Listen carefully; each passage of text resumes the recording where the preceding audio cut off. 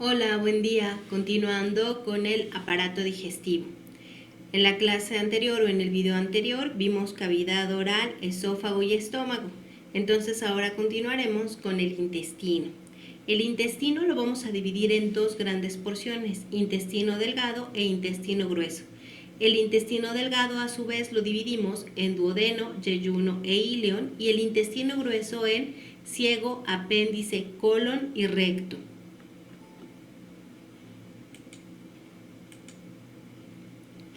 ¿Cuál es la estructura básica del intestino? Su límite superficial interno, una mucosa revestida por un epitelio cilíndrico simple, en donde vamos a encontrar a los enterocitos, que es el tipo de celular que va a predominar, y son células cilíndricas altas con un núcleo ovoide que se encuentra en el tercio inferior, numerosas microvellosidades que las podemos encontrar en la literatura mencionadas como un ribete estriado, chapa estriada o borde en cepillo. Su citoplasma es débilmente eosinófilo y tiene la función de transportar desde la luz hacia los vasos sanguíneos y vías linfáticas tanto el agua, que va a pasar por una difusión simple, el sodio, que va a pasar a través de un transporte activo hacia el espacio vasolateral, y este paso del sodio por un transporte activo hacia el dominio vasolateral a través de bombas de sodio-potasio va a hacer que disminuya la concentración de sodio en el citoplasma de la célula y por lo tanto que se dé una difusión facilitada desde la luz hacia el citoplasma. Nada más que el transporte de sodio de la luz del intestino hacia el citoplasma del enterocito se va a hacer a través de un simporte, ya sea con glucosa, con galactosa, con aminoácidos, dipéptidos o tripéptidos.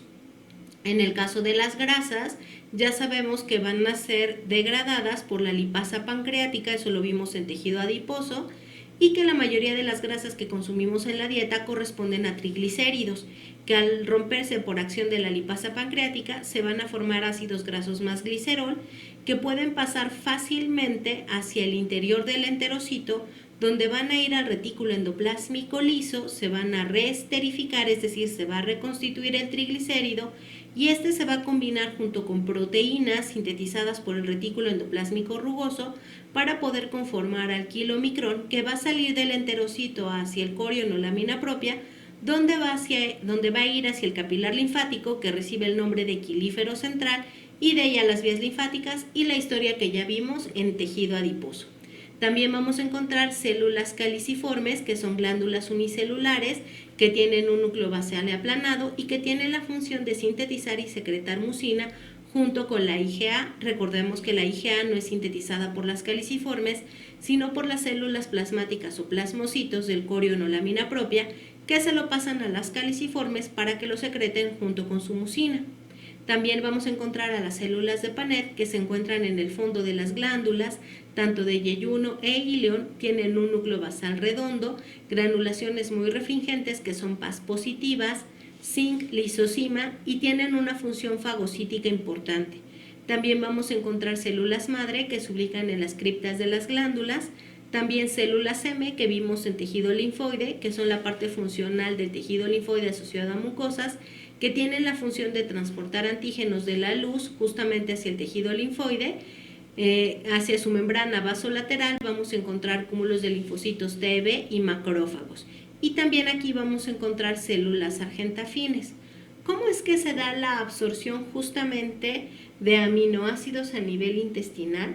Entonces el páncreas va a secretar las proenzimas, que sería el quimiotripsinógeno, la proelastasa, la procarboxipeptidasa, la profosfolipasa, y estas por acción de la tripsina, ¿sale? Se van a activar en la quimiotripsina, en la elastasa, en la carboxipeptidasa, pero esta activación va a ser gracias a una enzima secretada justamente por los enterocitos que se encuentra en su ribete en cepillo, que se llama enterocinasa. Entonces estas enzimas me van a ayudar a degradar a las proteínas en aminoácidos, dipéptidos y tripéptidos, y como dijimos, se van a absorber por el enterocito a través de un simporte con sodio, para el cual es muy importante la bomba de sodio-potasio en el dominio vasolateral. ¿Cómo se absorben las azúcares? Bueno, casi todas las azúcares que nosotros consumimos en la dieta, como la lactosa, el glucógeno o el almidón y la sacarosa, también podemos encontrar las alfa-dextrinas, a las maltotriosas y a las maltosas, a su vez están conformadas por monosacáridos. Algunas de estas son disacáridos y otros son azúcares un poco más complejas, ¿ok? Entonces, por ejemplo, la lactosa va a ser degradada por una enzima que se encuentra en las microvellosidades del enterocito que se llama lactasa. Y entonces esta lactasa me va a romper justamente a la lactosa en glucosas, ¿ok? Y entonces las glucosas se van a absorber en el enterocito por un simporte con sodio. Entonces las personas que son intolerantes a la lactosa lo que no tienen es justamente esta enzima, entonces no pueden degradar el azúcar de la leche. La sacarosa, que es el azúcar que consumimos normalmente, va a estar formado por una glucosa y por una fructosa, que también se van a absorber a través de un soporte con sodio, y donde la sacarasa también va a estar justamente en las microvellosidades de los enterocitos, así como las enzimas alfa-dextrinasas y maltasas. Entonces, como estábamos en las células argentafines o enterocromafines, son células endocrinas aisladas o agrupadas en el fondo de las criptas, tienen un núcleo redondo y sus granulaciones citoplasmáticas van a ser basales.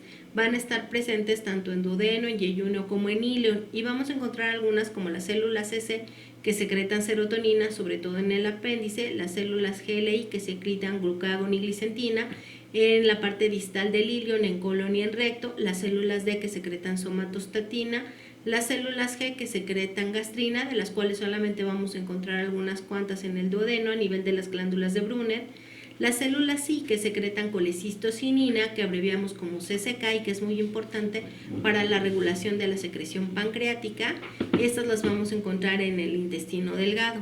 Las células MO que secretan motilina, que está relacionada con la contracción del músculo, las células S que secretan secretina, que van a estar en la parte superior del intestino delgado y que también se relacionan con la regulación de la secreción del páncreas, las células N que secretan neurotensina, que inhiben la motilidad y aumentan el flujo sanguíneo en el ilion, y las células K que secretan el péptido inhibidor gástrico y se encuentran sobre todo hacia colon y recto. Después tendríamos de este epitelio membrana basal, después el corion o lámina propia, que es tejido conectivo laxo, rico en células, que van a formar el núcleo de las vellosidades intestinales y se va a ubicar en los espacios entre las criptas del Lieberkühn, y también aquí podemos encontrar al tejido linfoide nodular, que en algunas regiones va a formar a las placas de Peyer. Después encontraríamos a la muscular de la mucosa, como dijimos, circular interna, longitudinal externa, y de la circular interna va a haber haces hacia las vellosidades, y en el apéndice pues ya va a ser fragmentaria. Después tendríamos a la mucosa, que como dijimos, tejido conectivo denso y regular con fibras elásticas, grupos ocasionales de adipocitos, sobre todo en duodeno. También vamos a encontrar aquí a las glándulas de Brunner, que van a drenar justamente su secreción o van a vertir su secreción hacia las criptas del Lieberkühn. Estas glándulas son mucosas y tienen un líquido claro, viscoso y alcalino, es decir, con mucho bicarbonato, que va a proteger justamente al duodeno del pH ácido proveniente del jugo gástrico junto con el quimo. Después tenemos a la muscular, que sus contracciones van a favorecer que se mezcle el contenido del intestino y también me va a dar los movimientos peristálticos para continuar con el transporte. Al final del ilion va a aumentar su grosor formando al esfínter ileocecal. Nuevamente dos capas, circular interna, longitudinal externa. En medio vamos a encontrar el plexo hemientérico de Auerbach, y esta longitudinal externa en ciego, colon y recto va a estar formada solo por 3 franjas longitudinales, que son las franjas otenias del colon o colónicas. Finalmente, la túnica externa puede ser una serosa proveniente del peritoneo con múltiples bolsas llenas de grasa, que son los apéndices epiploicos, una adventicia en el caso de colon, que sería solamente tejido conectivo. Como una de las funciones más importantes en el intestino es la absorción, sobre todo en intestino delgado, la absorción de nutrientes, entonces para esto tenemos que tener dispositivos de ampliación de la superficie. El primero de ellos son las asas intestinales. Si mi intestino delgado fuera un tubo recto entre el estómago y el intestino grueso, pues mediría entre 10, 15 centímetros, 20 por mucho en personas más altas. En cambio, tenemos en promedio alrededor de 6 a 7 metros de intestino delgado. Esto porque va a tener numerosos pliegues que va a permitir que se acomoden en la cavidad abdominal. Estas pliegues, justamente estos dobleces que tiene el intestino, se llaman asas intestinales y me permiten tener una mayor longitud. Este sería mi primer dispositivo de ampliación de la superficie. A nivel microscópico nosotros vamos a observar pliegues justamente de la submucosa. La submucosa es esto que observamos con líneas diagonales y la mucosa es lo que observamos punteado. Entonces estas proyecciones de la submucosa hacia la luz, que reciben el nombre de válvulas coniventes, pliegues semicirculares o válvulas de Kerkring, son mi segundo dispositivo de ampliación de la superficie. El tercer dispositivo de ampliación de la superficie serían las vellosidades intestinales, que son proyecciones de la mucosa hacia la luz. Vemos este esquema. Recordemos que la parte con líneas en diagonal es la submucosa y la parte con puntos corresponde a la mucosa. Entonces este sería una válvula conivente.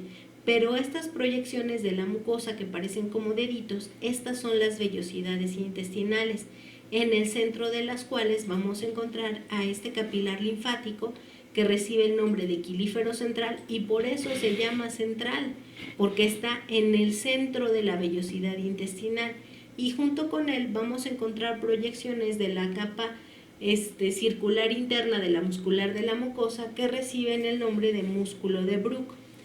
Nuestro cuarto mecanismo o dispositivo de ampliación de la superficie son las microvellosidades, que son las proyecciones que encontramos en la membrana del dominio apical de los enterocitos. Todo esto me va a permitir que justamente la función de absorción sea más efectiva. Entonces vemos el siguiente esquema otra vez. Aquí estamos observando la serosa, la longitudinal externa, la circular interna, la submucosa. Entonces vemos estas proyecciones de la submucosa son las válvulas coniventes. Esto es la mucosa, vemos proyecciones de la mucosa, son vellosidades intestinales. Observamos aquí un aumento, entonces estas son vellosidades intestinales, ¿ok? Y estas que están aquí abajo serían criptas. Esto sería la muscular de la mucosa. Entonces este en amarillito que vemos aquí sería el quilífero central. Cuando vamos a los enterocitos, estas serían las microvellosidades. Observamos este corte también y vemos por qué se llaman válvulas semicirculares, porque no abarcan toda la luz, sino que solamente llegan como a la mitad justamente del diámetro del intestino, ¿ya vieron? Entonces no van a abarcar el todo, no van a cerrar por completo la luz. En el corte histológico, estas son las vellosidades intestinales y estas que están hacia la parte baja son las criptas. Esto ya sería parte de submucosa. Vamos al esquema. Entonces estas son las vellosidades, estas son las criptas, aquí está el quilífero central y la muscular de la mucosa. ¿Ok? Y aquí tenemos igual a la muscular de la mucosa. Recordemos que de aquí, de la muscular de la mucosa, de la circular interna, también vamos a tener proyecciones dentro de la vellosidad que son el músculo de Bruch. ¿Ok? Fíjense bien cómo las vellosidades y las criptas son estructuras independientes. Si nosotros pensamos, por ejemplo, que esta es la superficie, ok, esta línea, entonces las vellosidades están por encima de la superficie, pero el fondo de las vellosidades no son las criptas. Las criptas van a ser como huecos por debajo de la superficie, ¿ok?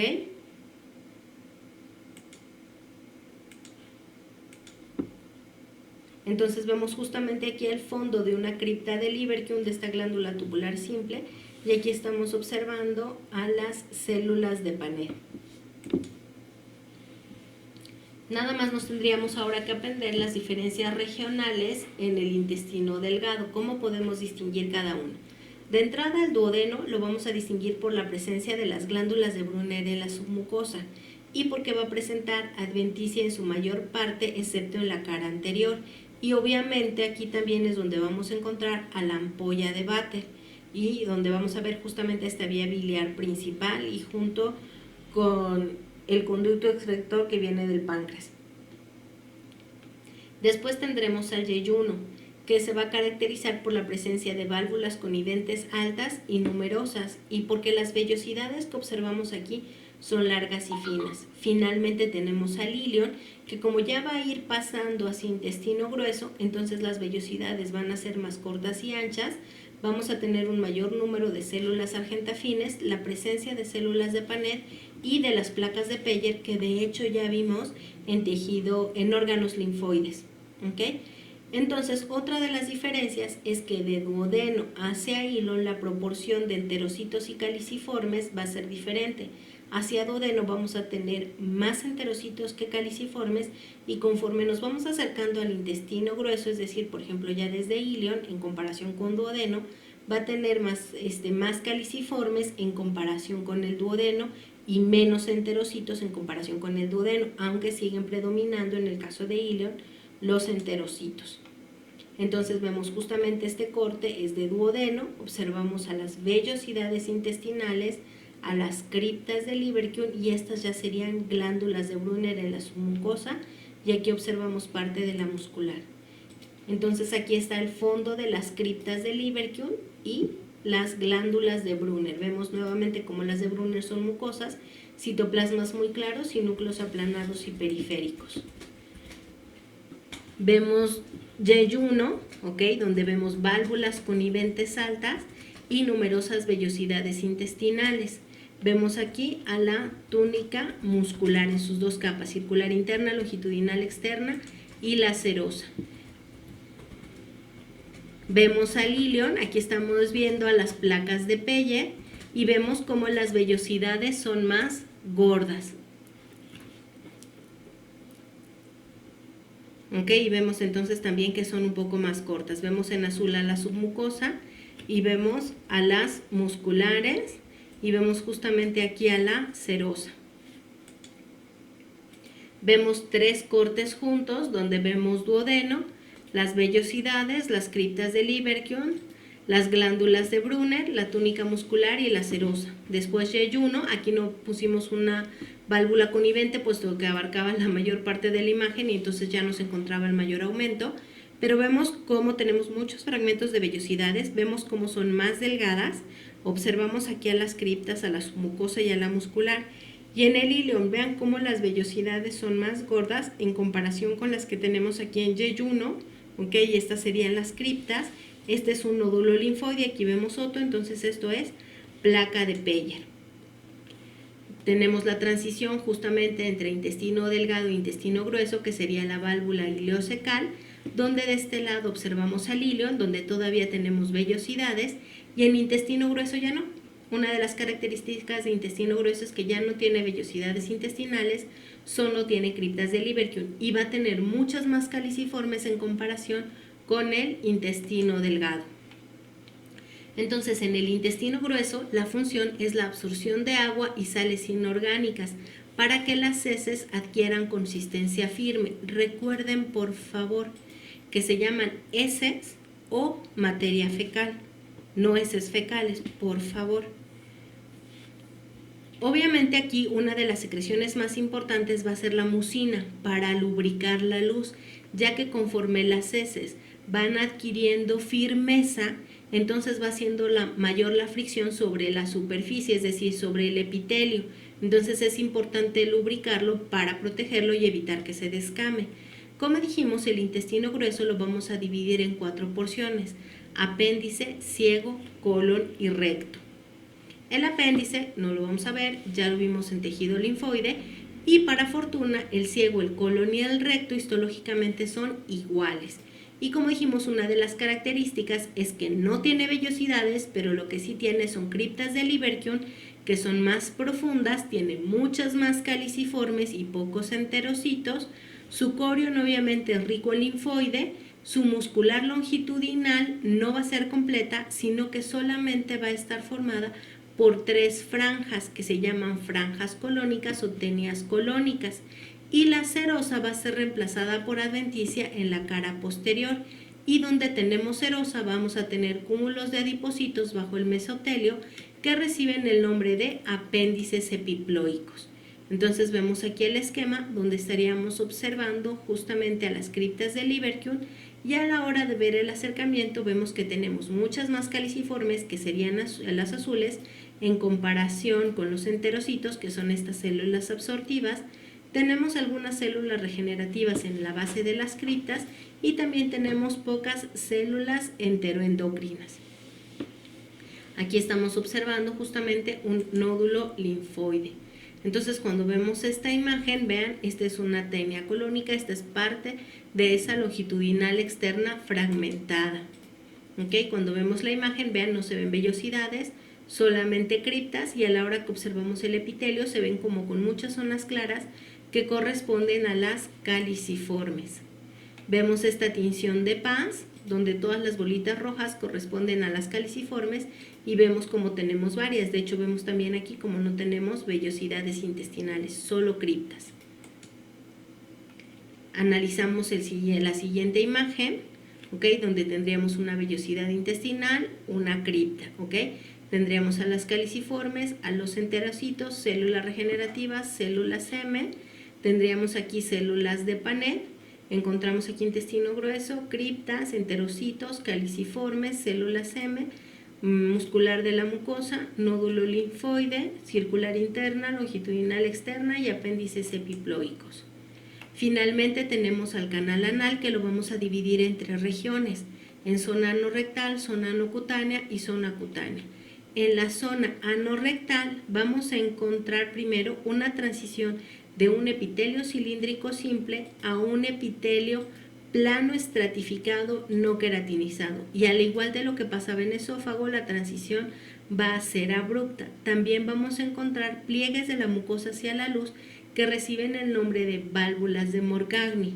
Vamos a observar también que la muscular de la mucosa va a desaparecer justamente en esta zona y va a ser sustituida por plexos venosos o por los plexos hemorroidales. Y también vemos que la túnica muscular, esta circular interna, se va a engrosar hacia el final formando al esfínter de músculo liso. Después, en la zona no cutánea, vamos a tener que tenemos una transición de un epitelio plano estratificado no queratinizado a uno queratinizado sin anexos, y que donde estaba la túnica muscular de músculo liso, vamos a observar ahora músculo estriado que va a formar al esfínter externo. Finalmente, en la zona cutánea vamos a observar una transición de un epitelio plano estratificado queratinizado sin anexos a uno que presenta anexos, es decir, folículos pilosos, glándulas sebáceas y glándulas sudoríparas apócrinas. Este esquema, por ejemplo, es de Ross, donde también estamos viendo justamente las 3 regiones. Vemos aquí el corte histológico, y entonces vemos aquí la transición del epitelio cilíndrico simple a un plano estratificado no queratinizado, y una sustitución del músculo liso por el músculo estriado esquelético. Y con esto terminamos el tema de de aparato digestivo 1. Muchísimas gracias, que tengan bonito día.